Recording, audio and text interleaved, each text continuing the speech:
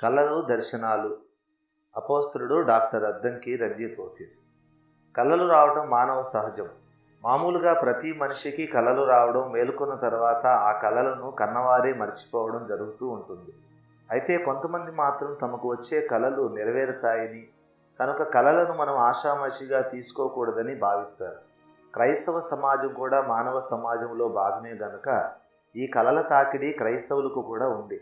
బైబిల్లోని శ్రేష్ఠ భక్తులు కూడా కళలకు, దర్శనాలకు తగిన ప్రాముఖ్యతను ఇస్తూ దేవుని చిత్తాన్ని గ్రహించారు. ఇతర విషయాలలో క్రైస్తవ సమాజంలో గందరగోళం ఏర్పడ్డట్లే ఈ కళలు, దర్శనాల విషయంలో కూడా తీవ్ర గందరగోళం నెలకొని ఉంది.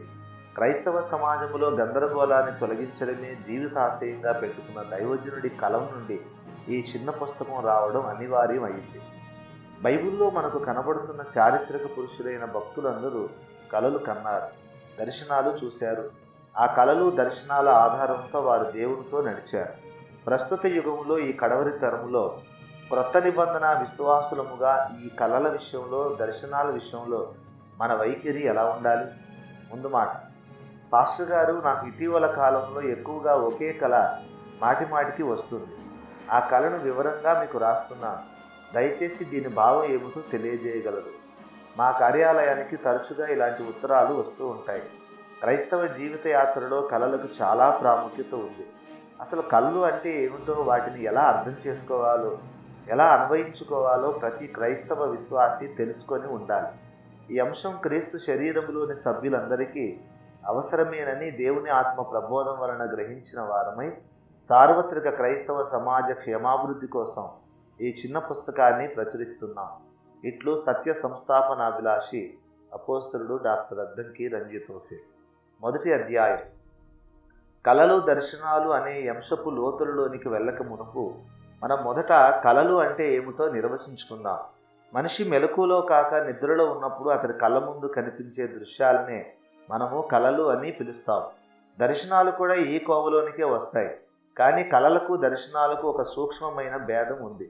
దర్శనాలు అంటే మన మనోనేత్రాల ఎదుట దేవుడు చూపించే దృశ్యాలు అని అర్థం. దర్శనాలు అనేవి నిద్రలోనూ కలగవచ్చు, మెలకువలోనూ కలగవచ్చు. అయితే కళలు మాత్రం జాగృత అవస్థ, మెలకువలో కలగవు. అంతేకాకుండా దర్శనాలు దేవుని వలన మాత్రమే కలుగుతాయి. అయితే కళలు తప్పకుండా దేవుని వలన మాత్రమే కలుగుతాయనే గ్యారంటీ ఏమీ లేదు. కళలు కొన్నిసార్లు దేవుని వలన కలగవచ్చు, మరికొన్ని సందర్భాలలో ఇతర శక్తుల వలన కలగవచ్చు. స్థూలంగా చెప్పుకుంటే ఇది కళలు, దర్శనాలు అనే మాటల నిర్వచనం. ప్రప్రథమముగా ఇప్పుడు మనం కళలను గురించి అధ్యయనం చేద్దాం. ఒక మనిషి నిద్రపోతున్నప్పుడు అతడి భౌతిక శరీరపు జ్ఞానేంద్రియాలు పనిచేయడం మానేస్తాయి. ఒక మనిషి నిద్రిస్తూ ఉండగా ఆ గదిలో కొద్దిపాటి దుర్గంధం, దుర్వాసన ప్రవేశించినా అతడి ముక్కులు ఆ విషయాన్ని పసిగట్టవు, ఆ సమాచారాన్ని మెదడుకు చేరవేయవు. అలాగే ఆ గదిలో చిన్న చిన్న చప్పులు ఏర్పడినా అతడి చెవులు ఆ ధ్వనిని గ్రహించవు, ఆ సమాచారాన్ని మెదడుకు చేరవేయవు. అలాగే కళ్ళు కూడా ఆ గదిలోని దృశ్యాలను చూడవు అని మనం వేరుగా చెప్పుకోనక్కర్లేదు. ఒక మనిషి నిద్రపోతున్నప్పుడు అతడి ఇతర భౌతిక జ్ఞానేంద్రియాలతో పాటు అతడి కళ్ళు కూడా డ్యూటీ మానేస్తాయి. మనిషి కళ్ళు మూసుకొని నిద్రపోతాడు. మనిషి కళ్ళు తెరుచుకొని ఉన్నంతసేపు అవి ఏదో ఒక దృశ్యాన్ని చూస్తూ డ్యూటీ చేస్తూనే ఉంటాయి. కనుక కళ్ళు అందిస్తున్న ఆ సమాచారాన్ని గురించి మెదడు ఆలోచిస్తూ తన వంతు డ్యూటీ చేస్తూనే ఉంటుంది. కనుక మనిషికి నిద్ర పట్టదు. మనిషి ఎప్పుడైతే కళ్ళు మూసుకుంటాడో అప్పుడు అతడు నా చుట్టూ ఉన్న ఈ భౌతిక ప్రపంచాన్ని నేను చూడను అని భీష్మించుకున్నాడన్నమాట. అలా మనల్ని మనం భౌతిక ప్రపంచ దృశ్యాల నుండి వేరు చేసుకున్నప్పుడే మనం నిద్రావస్థలోనికి, గాఢ సుషుప్తిలోనికి వెళ్ళగలుగుతాం. అయితే అలా శరీర నేత్రాలు తమ డ్యూటీని మానుకున్న తర్వాత కూడా మనోనేత్రాలు తెరవబడే ఉంటాయి. దేన్నో ఒక్కదాన్ని చూడడానికి ప్రయత్నిస్తూ ఉంటాయి. మనిషి శరీరం నిద్రపోతూ ఉంది, శరీరపు కన్నులు దేన్ని చూడటం లేదు. అలాంటి స్థితిలో కూడా అతని మనస్సు మేలుకొనే ఉంది. మనస్సు ఏదో ఒక విషయాన్ని ఆలోచించడానికి, అధ్యయనం చేయడానికి, బేరీజు వేయడానికి ప్రయత్నిస్తూ ఉంది. అతడి మనోనేత్రాలు దేన్నో ఒకదాన్ని చూడాలని తహతహలాడుతూ ఉంటాయి. ఒక మనిషి అలాంటి గాఢ నిద్రావస్థలో ఉన్నప్పుడు అతడు అదృశ్య లోకానికి, ఆత్మల లోకానికి అందుబాటులోనికి వస్తాడు. ఒక వ్యక్తి పూర్తిగా మెలకువగల స్థితిలో ఉన్నప్పుడు అతడి మనస్సు ఈ భౌతిక ప్రపంచంలోనే పూర్తిగా లీనమై ఉంటుంది. అతడి పంచ జ్ఞానేంద్రియాల ద్వారా అతడి మనస్సుకు నిరంతరం ఏదో ఒక సమాచారం అందుతూ ఉండడం, అతడి మనస్సు ఆ సమాచారాన్ని విశ్లేషిస్తూ అర్థం చేసుకుంటూ అన్వయించుకుంటూ బిజీగా ఉండడం వలన అదృశ్యలోకం నుండి అతడికి సమాచారము సందేశాలు అందడానికి అవకాశం ఉండదు. అయితే అతడి 5 జ్ఞానేంద్రియాలు నిద్రపోయినప్పుడు అతడి మనస్సుకు భౌతిక ప్రపంచం నుండి ఎలాంటి సమాచారము అందదు. కనుక అతడి మనస్సు అదృశ్య లోకానికి అందుబాటులోనికి వస్తుంది. అలాంటి స్థితిలో ఈ భౌతిక ప్రపంచం నుండి కాక ఏ ఇతర కేంద్రం నుండి అయినా మనస్సుకు సంకేతాలు సమాచారం అందడానికి అవకాశం ఏర్పడుతుంది. ఒక వ్యక్తి మనస్సు భౌతిక ప్రపంచం నుండి వేరు చేయబడినప్పుడు అతని మనస్సులోని ఆధ్యాత్మిక ప్రపంచం నుండి అనేక సంకేతాలు అతడి మనోవీధిలోనికి వచ్చి అవే కొన్ని దృశ్యాలుగా ప్రత్యక్షమవుతాయి. ఈ దృశ్యాలనే కలలు అని మనం పిలుస్తాం. ఆ విధంగా ఒక మనిషి నిద్రావస్థలో ఉన్నప్పుడు అతనికి కనిపించే దృశ్యాలు 3 రకాలకు చెందినవిగా మనం వర్గీకరించుకోవచ్చు. ప్రప్రదంగా మనిషి నిద్రావస్థలో ఉన్నప్పుడు అతని కళ్ళకు ఇతర దృశ్యాలు ఏవీ కనిపించవు గనక అతడు తన సొంత ఆలోచనలనే దృశ్య రూపంలోనికి మార్చుకొని చూస్తాడు. సాధారణంగా మనుషులకు వచ్చే కళల్లో సగానికి పైగా ఇవే బాపులు. సర్వసాధారణంగా ఒక దినమంతా మనం ఈ లోకంలో ఎదుర్కొనే పరిస్థితులు, సంఘటనలు, సమస్యలు ఇవన్నీ మన మెదడులో జ్ఞాపకాలుగా నిక్షిప్తమై ఉంటాయి. మనం నిద్రపోతూ ఉన్నప్పుడు కూడా మన మెదడు, మనస్సు ఆ జ్ఞాపకాలను నెమరువేస్తూనే ఉంటాయి. పదే పదే జరిగిపోయిన సంఘటనలను జ్ఞాపకానికి తెచ్చుకుంటూ ఆ సంఘటనల ద్వారా మనం అనుభవించిన ఆనందాన్ని లేక భయాన్ని లేక విచారాన్ని మళ్ళీ మళ్ళీ రుచి చూస్తూ ఉంటుంది. ఇక్కడ మనం మరొక ముఖ్యమైన విషయాన్ని చెప్పుకోవాలి. మానవుడి మస్తిష్కం అంటే మెదడు ఒక పరమాద్భుతమైన కంప్యూటర్ వంటిది. మానవుడి ఈ ఆధునిక వైజ్ఞానిక యుగంలో ఇంతవరకు నిర్మించిన ఏ కంప్యూటర్ కూడా మానవ మస్తిష్కంతో సమానం కాదు. ఈ అద్భుత కంప్యూటర్, ఈ మానవ మస్తిష్కం మనకు తెలియకుండా ఎన్నెన్నో గమ్మత్తులు చేస్తుంది. ఉదాహరణకు మన జీవితంలోని ఏదో ఒక పరిస్థితి మనకు నచ్చలేదనుకోండి, ఆ పరిస్థితి అలా కాకుండా మరొకలా ఉంటే బాగుండేదని మన మనస్సు కోరుకుంటుందనుకోండి.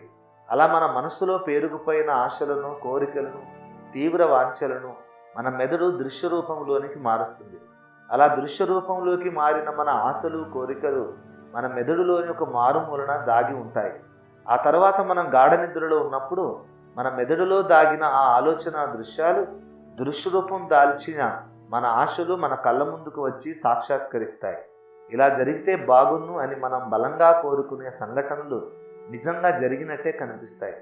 ఒకవేళ ఏదో ఒక విషయంలో ఇలా జరుగుతుందేమో అని మనం భయపడుతున్నాం అనుకోండి, అలాంటప్పుడు ఆ సంఘటన ఎలా జరుగుతుందని మనం భయపడ్డామో అలాగే జరిగినట్టు మన కలలో కనిపిస్తుంది. చాలా వరకు మనకు వచ్చే కళల్లో మనం మన సొంత ఆలోచనలనే చూస్తూ ఉంటాం. మన కళల్లో మన భయాలే మనకు కనిపిస్తాయి, మన ఆశలే మనకు కనిపిస్తాయి. ఇలా తమకు ఇష్టమైన కళలను చూసే శక్తి మనుషులకు ఉన్నది గనుకనే మాయా స్వప్నములను చూసే ప్రవక్తలను దేవుడు దోషులుగా ఎంచి వారిని ఖండించాడు. ఇర్మియా 23:17-32 చూడండి. అంటే ఒక మనిషికి వచ్చే స్వప్నాలలో అతడి బాధ్యత కూడా ఉన్నదన్నమాట. మనిషి తన ఊహలలో నుండి స్వప్నాలను కల్పించుకొని చూస్తాడు.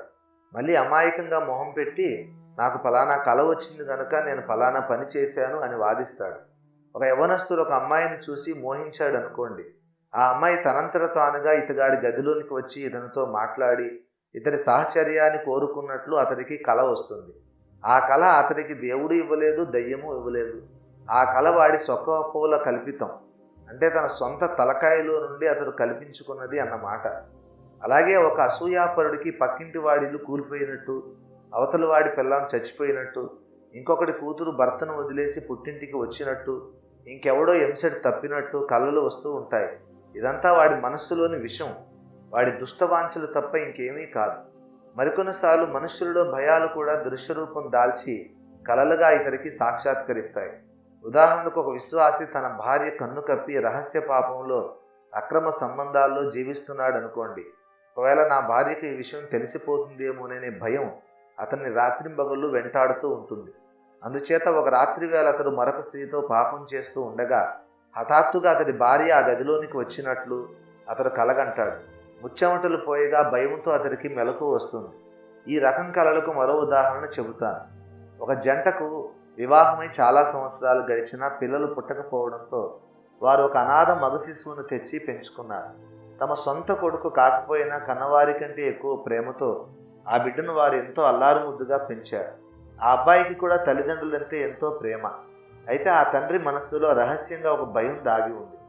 ఒకవేళ ఏనాటికైనా ఆ అబ్బాయికి నిజం తెలిసిపోతుందేమో, వీరు నా తల్లిదండ్రులు కారు, నేను మా అమ్మా నాన్నల దగ్గరికే వెళతాను అని తమను విడిచి వెళ్ళిపోతాడేమో అని ఆ తండ్రికి భయం. అందుచేత ఆ అబ్బాయి తనతో మాట్లాడి ఇల్లు వదిలి వెళ్ళిపోయినట్లు ఆ తండ్రికి స్వప్నం కలుగుతుంది. వాస్తవానికి అలాంటిదేమీ జరగదు. అది దృశ్యరూపం దాల్చిన ఆ తండ్రి భయం అంతే. ఇంతవరకు మనం చెప్పుకున్నవి మొదటి కోవకు చెందిన కలలు. ఇవి దృశ్యరూపములోని ఘనీభవించిన మానవ హృదయ కాంక్షలు, భయాలు. ఈ కోవకు చెందిన కలలను మనం ఎన్నింటినైనా చెప్పుకోవచ్చు. లాటరీ తగిలినట్టు, ఉద్యోగంలో ప్రమోషన్ వచ్చినట్లు, కారు కొన్నట్లు, విమానం ఎక్కినట్టు, ఇలా మనిషి తన తీరని కోరికలను కలలుగా చూసుకుంటూ ఉంటాడు. ఇక రెండవ రకం కలలు దేవుడు అనుగ్రహించే కలలు. దేవుడు తాను ఏర్పరచుకున్న మనుషులతో మాట్లాడటానికి ఉపయోగించే భాష కలలు. దేవుడు ఏదో ఒక విషయాన్ని తెలియజేయడానికి కానీ, ఒక సందేశాన్ని ఇవ్వడానికి కానీ మనుషుల మనోనేత్రాల ఎదుట కొన్ని దృశ్యాలను చూపిస్తూ ఉంటాడు. అలాంటి దృశ్యాలు మనుషులు మెలకువలో ఉండగా కనిపిస్తే వాటిని దర్శనాలు అంటారు. అవే దృశ్యాలు మనుషులు నిద్రావస్థలో ఉండగా కనిపిస్తే వాటిని కలలు అని వ్యవహరిస్తారు. కానీ లేఖన పరిశోధనలో నేను గ్రహించిన విషయం ఏమిటంటే, దేవుడు ఏదో ఒక సంగతిని తెలియజేసే ఉద్దేశంతో చూపించే దృశ్యాలన్నీ దర్శనాలే. అవి మెలకువలో కనిపించినా లేక నిద్రలో కనిపించినా అవి దర్శనాలే. మెలకులో ఉండగా కలిగితే అవి ఒట్టి దర్శనాలు, నిద్రిస్తూ ఉండగా కలిగితే అవి స్వప్న దర్శనాలు. దానియేలు ప్రవక్త కాలంలో ప్రపంచ సామ్రాట్టు అయిన నెబుకద్నెజరుకు కలిగినవి ఇలాంటి స్వప్న దర్శనాలే. దానియేలు 2:1 నెబుకద్నెజరు తన ఏలుబడి యందు 2వ సంవత్సరమున కలలు కనెను అని వ్రాయబడి ఉంది. అయితే అదే అధ్యాయం 28వ వచనములో రాజా, తమరి మనస్సులో కలిగిన స్వప్న దర్శనములు ఏవనగా అంటున్నాడు దానియేలు. అలాగే 4వ అధ్యాయంలో కూడా నెబుకద్నెజరు ఇలాంటి స్వప్న దర్శనాలను చూచినట్లు వ్రాయబడి ఉంది. 4-5 వచనాల్లో నేను ఒక కల కంటిని, అది నాకు భయము కలగజేసను అంటున్నాడు నెబుకద్నెజరు. అయితే 13-14 వచనాల్లో నా మనస్సు కలిగిన దర్శనములను చూచుచుండగా అని చెబుతూ నెబుకద్నెజరు తనకు కలిగింది దర్శనమే అని స్థిరపరుస్తున్నాడు. ఇంతకు నెబుకద్నెజరు కలగన్నాడా లేక దర్శనం చూశాడా? అసలు సంగతి ఏమిటంటే నెబుకద్నెజరుకు స్వప్న దర్శనం కలిగింది. ఆ దర్శనానికి అర్థం చెబుతూ దానియేలు భక్తుడు ఈ దర్శన ఫలము, ఈ దర్శన భావము అంటున్నాడు. 19-24 వచనాలు.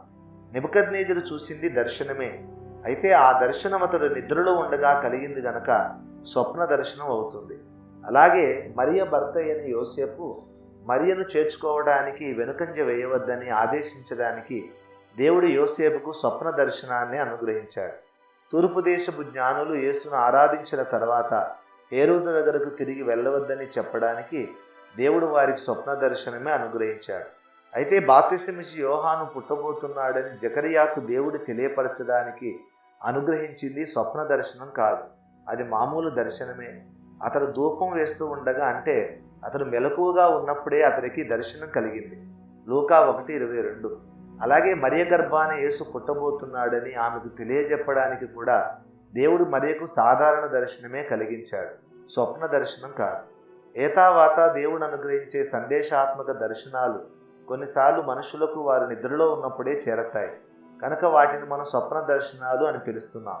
అయితే ఈ విషయం తెలియని వారు మాత్రం వాటిని కూడా సాధారణ కలలుగానే భావించవచ్చు. పర్వాలేదు, మనకు కలిగే కళలలో కొన్ని దేవుడు పరలోకం నుండి పంపించే సందేశాలు అని మనం గ్రహిస్తే చాలు. మనం నిద్రిస్తూ ఉన్నప్పుడు మనకు ఈ భౌతిక ప్రపంచంతో సంబంధాలు తెగిపోతాయి కనుక మన మనస్సు ఆత్మల లోకానికి అందుబాటులోనికి వస్తుందని మనం లోగడ చెప్పుకున్నాం. మనం మెలకువగా ఉన్నప్పుడు కూడా దేవుడు మనతో ఏదో ఒక విషయం మాట్లాడటానికి యత్నిస్తూనే ఉంటాడు. అయితే ఆయన చెప్పేదాన్ని వినిపించుకోవడానికి మన మనస్సుకు వీలుండదు. అప్పుడు మన మనస్సు ఇతర విషయాల్లో నిమగ్నమై ఉంటుంది. అందుకే దేవుడు మనం నిద్రపోతున్నప్పుడు మనతో మాట్లాడటానికి పూనుకుంటాడు. ఆయన మనకు కొన్ని కళలను అనుగ్రహించి ఆ కళలో దృష్టాంత రూపముగా, సాదృశ్య రూపకంగా, ఉపమాన రూపకంగా, సంకేతాత్మకంగా మాట్లాడుతూ అనేక విషయాలు తెలియజేస్తూ ఉంటాడు. కళల ద్వారా దేవుడు తన చిత్తాన్ని మనకు తెలియజేస్తాడు. మనం నడవలసిన మార్గాన్ని మనకు ఉపదేశిస్తాడు. మన జీవితంలో, మన పరిసరాల్లో భవిష్యత్తులో జరగబోతున్న సంఘటనలను కూడా దేవుడు మనకు కళల ద్వారా తెలియజేస్తాడు. కొన్నిసార్లు రాబోతూ ఉన్న ప్రమాదాలను గురించి తెలియజేసి హెచ్చరించడానికి దేవుడు కళల్ని అనుగ్రహిస్తాడు. మరికొన్నిసార్లు ప్రమాదాల మధ్యలో ఆయన మనకు తోడుగా ఉన్నాడని మనకు తెలియజేసేందుకు దేవుడు మనకు కళలు అనుగ్రహిస్తాడు. ఇప్పుడు నేను చెప్పిన ఈ స్వప్న విశేషాలన్నిటికీ లేఖనాల్లో దాఖలాలు ఉన్నాయి. అయితే ఆ విషయాలన్నిటినీ విపులంగా మునుముందు వివరిస్తారు. అయితే ప్రస్తుత అంశాన్ని స్పష్టంగా గ్రహించడం కోసం ఇతర వివరాలను పక్కన పెట్టి మూడో రకం కళలను గురించి చెప్పుకుందాం. మనకు కలిగే స్వప్నాలలో కొన్ని మన సొంత ఆలోచనలు, మరికొన్ని దేవుడు పంపే సందేశాలు అని చెప్పుకున్నాం. ఇకపోతే మూడవ రకం స్వప్నాలు కూడా ఉన్నాయి. నేను ఇంతకు మునుపు ఈ పుస్తకంలో రెండో రకం కళలను గురించి చెప్పేటప్పుడు మనం నిద్రిస్తూ ఉన్నప్పుడు మన మనస్సు దేవునికి అందుబాటులోనికి వస్తుంది అని చెప్పకుండా మన మనస్సు ఆత్మల లోకానికి అందుబాటులోనికి వస్తుంది అని చెబుతూ వచ్చాను. అలా ఎందుకు చెప్పానో తెలుసా? మనం నిద్రపోతూ ఉన్నప్పుడు మన మనస్సు కేవలం దేవునికి మాత్రమే కాకుండా ఇతర శక్తులకు కూడా అందుబాటులోనికి వస్తుంది. తన మనస్సులో నుండి మన మనస్సులోనికి సందేశాలను చేరవేయడంలో దేవుని భావతరంగాల ఫ్రీక్వెన్సీ చాలా బలమైనది. అందుచేత దేవుడు మన మనస్సులోనికి తన మనోభావాలను చేరవేస్తూ ఉన్నప్పుడు మన మనస్సులోని రిసీవింగ్ యాంటీనా దేవుని భావతరంగాలను మాత్రమే స్వీకరిస్తుంది. ఆ సమయంలో ఇతర శక్తులు ఏవైనా మనతో మాట్లాడడానికి ప్రయత్నించినా మన మనస్సు పట్టించుకోదు. ఆ ఇతర స్వరాలు దేవుని భావతరంగాల దాటికి చెల్లాచెదురైపోతాయి.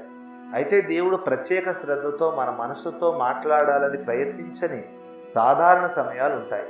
ఆ సమయాల్లో మన సొంత ఆలోచనలు ఆయా పరిస్థితుల తీవ్రతను బట్టి మనకు కలలుగా కనిపించవచ్చు.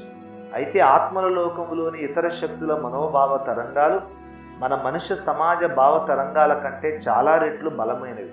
అందుచేత మనం నిద్రిస్తూ ఉన్నప్పుడు ఒకవేళ దేవుడు మనకు కలలను అనుగ్రహిస్తూ ఉండనట్లయితే మన మనస్సు ఆత్మల లోకములోని ఇతర శక్తులకు అందుబాటులోనికి వస్తుంది. అలాంటప్పుడు ఆ శక్తులు కూడా మన మనోనేత్రాల ఎదుట కొన్ని దృశ్యాలు చూపిస్తాయి. ఆ ఇతర శక్తులు కూడా మనకు కలల్ని చూపిస్తాయి. ఆ ఇతర శక్తులు ఏమిటి అని మీరు అయోమయం పాలు కానక్కర్లేదు. ఆ ఇతర శక్తులు పరిశుద్ధ దేవదూతలు కాదు. నిస్సందేహంగా వారు పడిపోయిన దేవదూతలు, సాతాను సైన్యములోని ప్రధానులు. ఏతావాత మనం గ్రహించవలసింది ఏమిటంటే మనకు కలిగే కలల్లో కొన్ని మానవ కల్పిత స్వప్నాలు, మరికొన్ని దేవుడు అనుగ్రహించే స్వప్న దర్శనాలు, మరికొన్ని సాతాను చూపించే స్వప్నాలు. ఈ 3 రకాల కలలు సర్వసాధారణంగా మనుషులకు సంభవిస్తూ ఉంటాయి. ఒక రాత్రి వేళ మనకు ఒక స్వప్నం కలిగిందంటే అది మన మనస్సులో నుండే పుట్టినది కావచ్చు, లేదా అది దేవుడు అనుగ్రహించిన సందేశం కావచ్చు, లేకపోతే అది ఒకవేళ సాతాను పుట్టించిన స్వప్నమైనా అయి ఉండవచ్చు. మనకు కలిగే కలల్లో కొన్ని సాతాను వలన కలిగినవని కూడా ఉంటాయని నేను చెబుతున్న విషయం అనేకులకు రుచించకపోవచ్చు. మనుషులకు కలిగే ప్రతి స్వప్నము దేవుని ద్వారా కలిగినదే అయి ఉంటుందని నమ్మే వేదాంతులు ఉన్నారు. అలాంటి వారికి ఇప్పుడు నేను చెబుతున్న మాట ఆమోదయోగ్యంగా కనిపించదు. మనకు కలలు సాతాను ద్వారా కలగడం ఏమిటి అని వారు నా మీద ధ్వజమెత్తుతారని నాకు తెలుసు. అయితే సాతాను మనుషుల మనస్సుల మీద ప్రభావం చూపుతాడు అన్నది మనం ఎరిగిన సత్యమే కదా. యేసును అప్పగించవలనని అపవాది అంతకుముందు యూదా హృదయములో ఆలోచన పుట్టించి ఉండెను అని లేఖనం యోహాను సువార్త 13:1 మనకు తెలియజేస్తున్నది. అలాగే గలతీ 5:8 పౌలు భక్తుడు ఈ ప్రేరేపణ మిమ్మల్ని పిలుచుచున్న వాని వలన కలిగినది కాదు అని గలతీ విశ్వాసులను గద్దిస్తున్నాడు. అంటే విశ్వాసుల మనస్సులలో సాతాను కూడా కొన్ని ఆలోచనను పుట్టించగలడన్నమాట. దేవుని పిల్లల మనస్సులో సాతాను కూడా కొన్ని ప్రేరణను కలిగించగలడన్నమాట.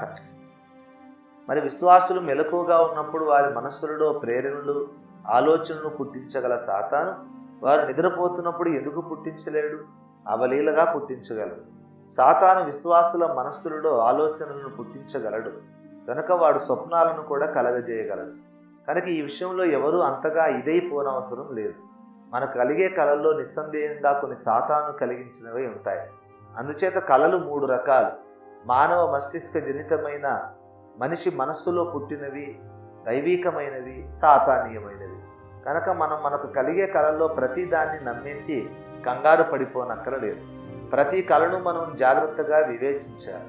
అది దేవుని నుండి కలిగిన స్వప్నం అయితేనే మనం దాని గురించి ఆలోచించాలి, అర్థం చేసుకోవడానికి ప్రయత్నించాలి. అలా కాకుండా ఆ కళ మన సొంత ఊహలలో నుండో లేక సాతాను నుండో కలిగినదైతే మనం దాన్ని పట్టించుకోనక్కర్లేదు. ఇంతకు మనకు వచ్చిన ఒక కళ సందేశాత్మకమైనదా లేక ఇది మన సొంత ఆలోచన దృశ్యమా? ఒకవేళ అది సందేశాత్మకమైనదైతే ఆ సందేశం దేవుని నుండి కలిగినదా లేక సాతాను నుండి కలిగినదా అనే విషయాలు మనం ఎలా తెలుసుకోగలం? ఇది ఇప్పుడు మన ముందున్న ముఖ్యమైన ప్రశ్న. ఈ విషయాలు మనం వచ్చే అధ్యాయంలో చర్చించుకుందాం. 2వ అధ్యాయం. ఈ అంశములో మనం మరి కాస్త ముందుకు వెళ్ళక మునుపు నేను మీకు ఒక ముఖ్యమైన విషయాన్ని చెప్పాలి. పరిశుద్ధాత్మ కృపావరాల విషయంలో లేఖనం మనకు సవిస్తరమైన, సవివరమైన, విపులమైన సమాచారాన్ని అందిస్తున్నది. అలాగే బాప్తిస్మం, సంఘ పరిపాలన, దేవుని రక్షణ ప్రణాళిక, ఇలాంటి అనేక విషయాలను గూర్చి మనకు లేఖనం చాలా స్పష్టంగా తెలియజేస్తున్నది. అయితే కలలను గూర్చి ఒక ప్రత్యేక అంశంగా బైబిల్లో ఎక్కడా చెప్పబడలేదు.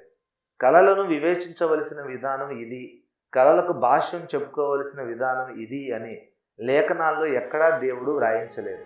అందుచేత కలలకు అర్థం చెప్పుకోవలసిన విధానం ఇది అని లేఖనాధారాలతో వివరించి నిరూపించడం సాధ్యం కాదు. పైపెచ్చు కలలకు అర్థం చెప్పడం ఒక ప్రత్యేకమైన కృపావరం అని లేఖనం స్పష్టంగా సాక్ష్యమిస్తున్నది. ప్రవక్త అయిన దానియేలుకు ఆ కృపావరం ఉండేదట. ఈ దానియేలు శ్రేష్టమైన బుద్ధి కలవాడే, కలలు తెలియజేయుటకును, మర్మములు బయలుపరచుటకును, కఠినమైన ప్రశ్నలకు ఉత్తరమిచ్చుటకు జ్ఞానం తెలివి గలవాడుగా కనబడెను అని లేఖనం మనకు తెలియజేస్తున్నది. దానియేలు 5:12, అలాగే దానియేలు 1:17లో కూడా, మరియు దానియేలు సకల విధములకు దర్శనములను, స్వప్న భావములను గ్రహించు తెలివి గలవాడే ఉండేను అని వ్రాయబడి ఉంది. అలా కలలకు భాష్యం చెప్పగలిగే సామర్థ్యం శద్రకు, మేషకు, అబేద్నెగోలకు లేదు. దానియేలుకు మాత్రమే ఆ సామర్థ్యం ఉంది. దానియేలు 1:17 చూడండి. అదేవిధంగా ఇశ్రాయేలు కుమారుడైన యోసేపు కూడా ఈ వరం ఉండేది. యోసేపు చెరసాల్లో ఉండినప్పుడు పానదాయకుల అధిపతికి, భక్షకారుల అధిపతికి వచ్చిన కలలకు అతడు సరైన అర్థం చెప్పగలిగాడు. క్రొత్త నిబంధన సంఘానికి ఇవ్వబడిన పరిశుద్ధాత్మ కృపావరాలలో ఇది కూడా ఒకటిగా చెప్పబడకపోయినప్పటికీ కలలకు సరైన భాష్యం చెప్పగలిగే సామర్థ్యం విశ్వాసులందరికీ ఉండదని లేఖనాల ద్వారా మనం గ్రహిస్తూ ఉన్నాం. దేవుడు ఎందుకు ఇలా నియమించాడు? కలలు కనడం మనుషుల్లో సర్వసాధారణమైనప్పటికీ అవి అందరికీ అర్థం కాకుండా దేవుడు ఎందుకు చేశాడు? కలల్ని అర్థం చేసుకునే సామర్థ్యం దేవుడు అందరికీ ఎందుకు ఇవ్వలేదు? ఎందుకంటే కలలను అర్థం చేసుకోకపోవడం వలన మనకు పెద్దగా జరిగే నష్టం ఏమీ లేదు. మనం రక్షణ పొందడానికి ఈ స్వప్న శాస్త్రం అక్కరలేదు. మన రక్షణను కొనసాగించుకోవడం కోసం కూడా ఈ కలలు ఉపకరించవు. ఈ స్వప్న దర్శన వ్యాఖ్యాన శాస్త్రం ఏమాత్రమూ తెలుసుకోకుండానే ఒక వ్యక్తి రక్షింపబడవచ్చు, పరిశుద్ధ పరచబడవచ్చు, సంపూర్ణుడు కావచ్చు. కలలకు అర్థం చెప్పే సామర్థ్యం లేని వ్యక్తులు కూడా తమ రక్షణను అంతం వరకు జాగ్రత్తగా కాపాడుకోవచ్చు, దేవునికి ఇష్టలుగా జీవించవచ్చు. కలల సంగతి ఏమాత్రమూ తెలియని ఒక వ్యక్తిలో ఈ ఆధ్యాత్మిక క్షేమాభివృద్ధి ఎలా కలుగుతాయి అని ఆశ్చర్యపోకండి. ఒక వ్యక్తిలో ఇవన్నీ దేవుని వాక్యం ద్వారానే జరుగుతాయి. ఒక విశ్వాసి లేఖనాల మీద తన దృష్టి నిలిపితే చాలు, ఇక అతడి జీవితంలో ఏ లోటు ఉండదు. బహుశా ఇందుకే స్వప్న దర్శనములను గ్రహించుటకు జాగ్రత్త పడండి, స్వప్న దర్శనములను పరిశోధించడం యందు శ్రద్ధ కలిగి ఉండుడి అనే ఆజ్ఞలు బైబిల్ గ్రంథంలో ఎక్కడా వ్రాయబడలేదు.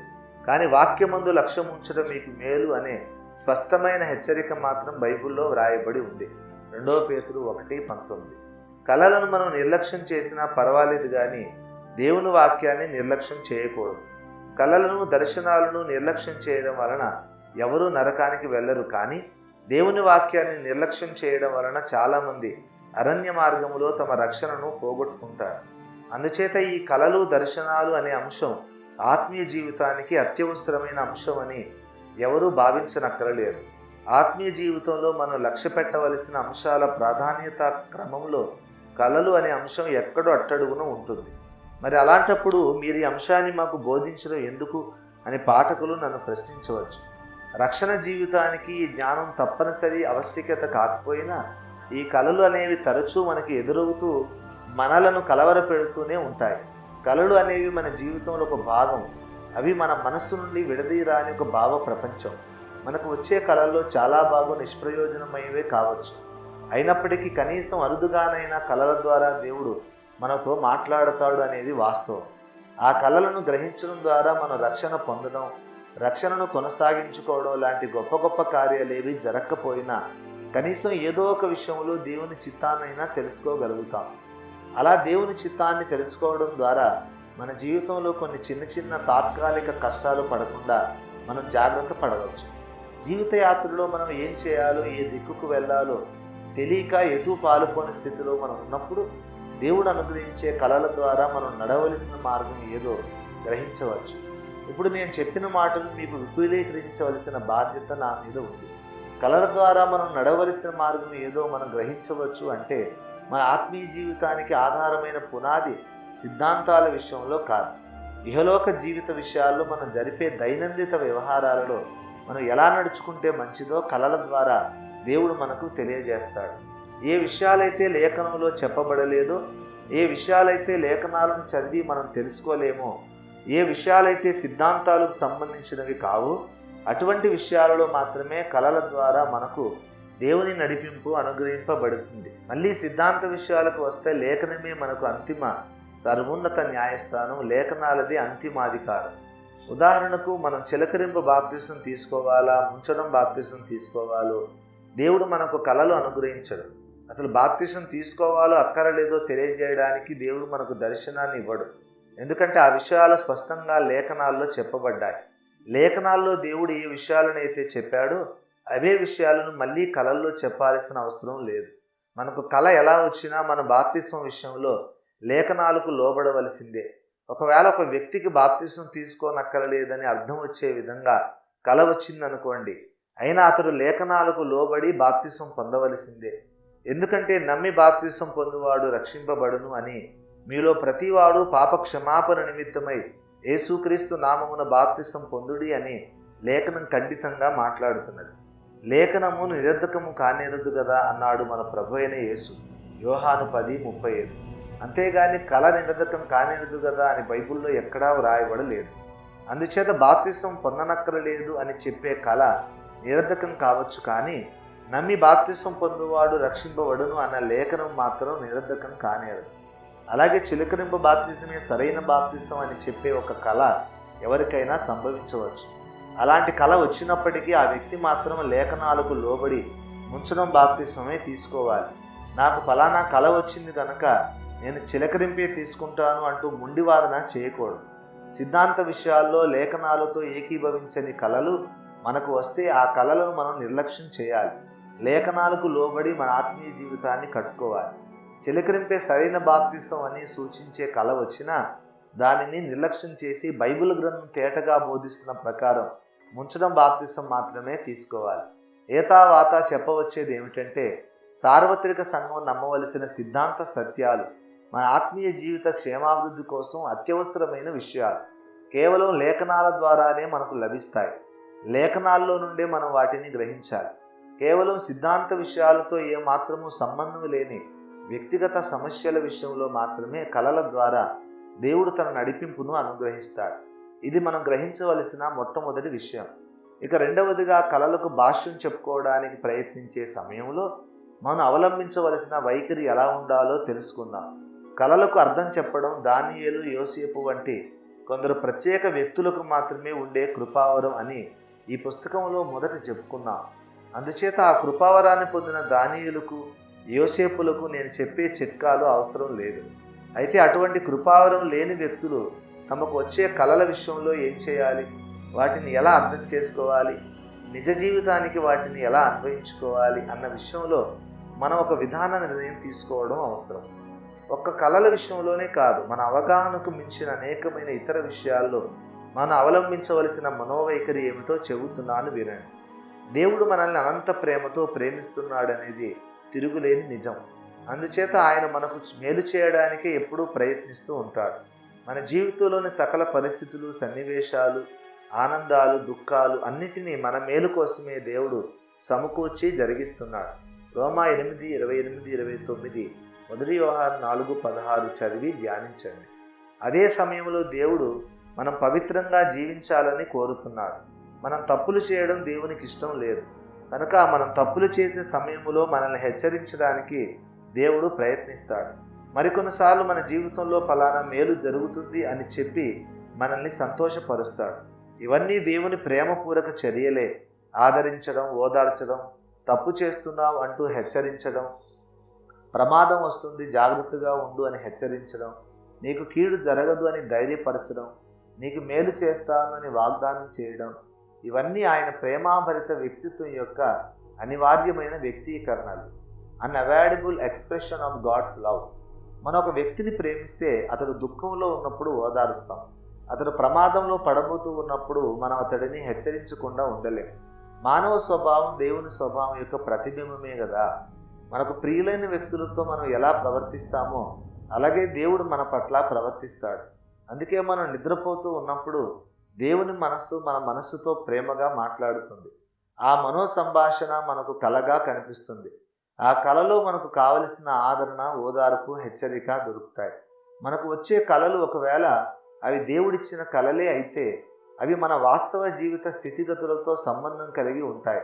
కనుక మనకు ఒక కల రాగానే మనం ఆ కలను మన వాస్తవ పరిస్థితులతో పోల్చి చూసుకోవాలి. ఆ కలలోని సన్నివేశాలకు మన నిజ జీవిత పరిస్థితులకు పోలికలు ఏమైనా ఉన్నాయేమో చూడాలి. ఉదాహరణకు యోసేపు కలలో సూర్యుడు, చంద్రుడు, 11 నక్షత్రాలు కనిపించాయి. సరిగ్గా ఆ సంఖ్య యోసేపు ఇంట్లోని వ్యక్తుల సంఖ్యతో సమానం. యోసేపు కాకుండా ఇంట్లో ఇంకా 11 అన్నదమ్ములు ఉన్నారు. ఇంకా వారి తండ్రి, తల్లి కూడా ఉన్నారు. కనుక సూర్యుడు, చంద్రుడు అనే మరో 2 జ్యోతులు కూడా కలలో కనిపించాయి. ఆదికాండం 37:9-11. అలాగే మన జీవితంలో రహస్యంగా మనం దేని విషయంలోనైనా భయపడుతూ ఉంటే సింహం, పెద్ద పులి లాంటి భయంకర మృగాలు మన కలలోనికి వస్తాయి. ఒక విశ్వాసి రహస్యంగా పాపంలో జీవిస్తూ ఉన్నాడు. ఆ సంగతి ఇంకెవరికీ తెలియదు. అతనికి ఒక కల వచ్చింది. అతడు ఒక సమాజ కూటానికి వెళ్ళాడు. చాలామంది విశ్వాసులు ఆ కూటానికి వెళ్ళారు. అందరూ ప్రభువుని ఆరాధిస్తూ ఉన్నారు. అందరూ మంచి వస్త్రాలు ధరించి ఉన్నారు. ఇతరొక్కడే ఒట్టి ప్యాంటు మాత్రమే వేసుకున్నాడు, షర్ట్ వేసుకోలేదు. తాను అంగీ తొడుక్కోకుండా కూటానికి వచ్చినందుకు అతడు సిగ్గుపడుతున్నాడు. ఎవరైనా తనని చూస్తారేమోనని భయపడుతున్నాడు.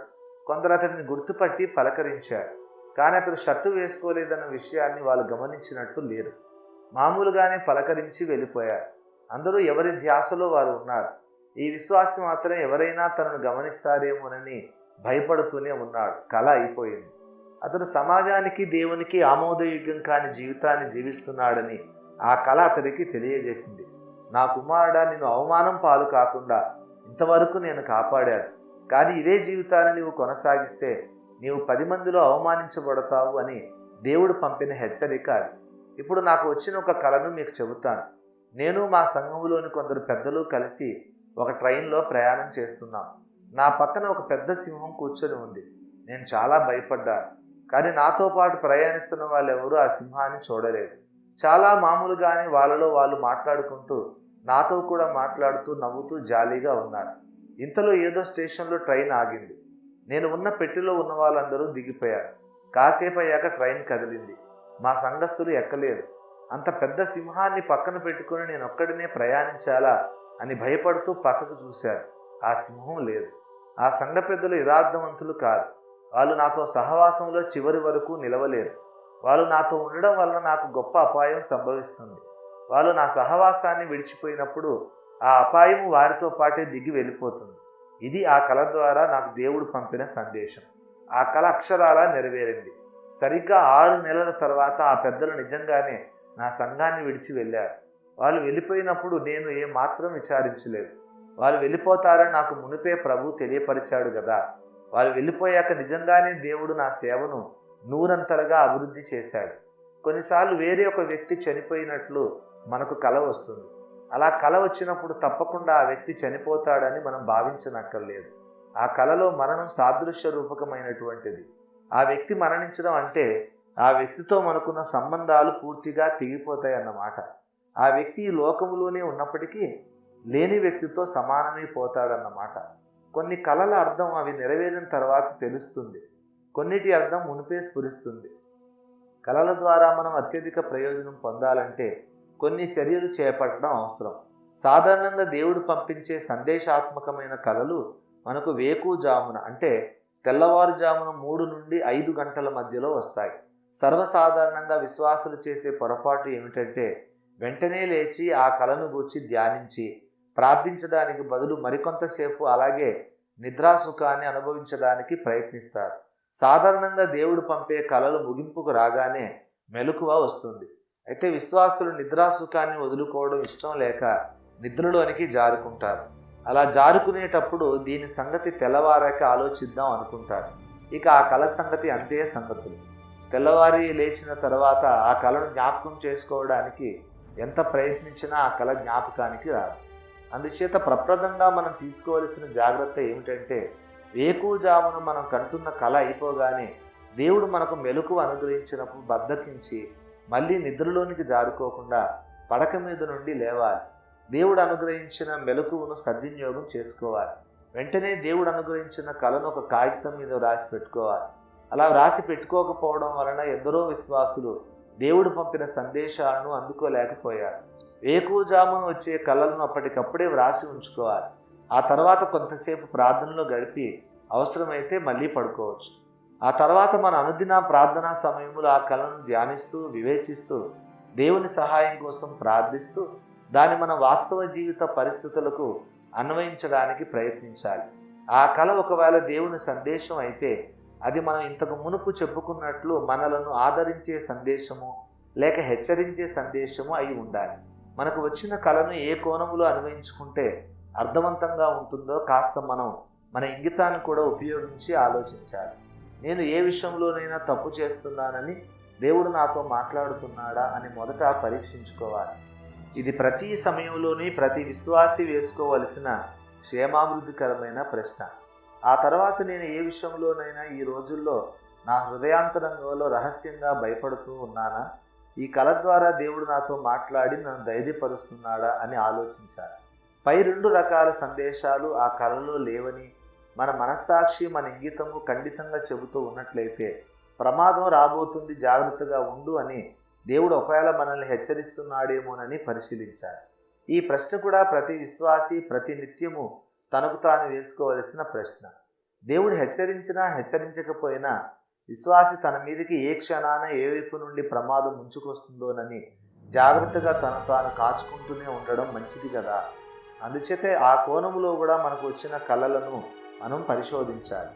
ఆ విధంగా పరిశోధించి ఆ కళ యొక్క భావాన్ని అర్థం చేసుకున్న తర్వాత ఆ సందేశం కోసం దేవుని స్తుతించి దానికి తగిన తీర్మానం చేయాలి.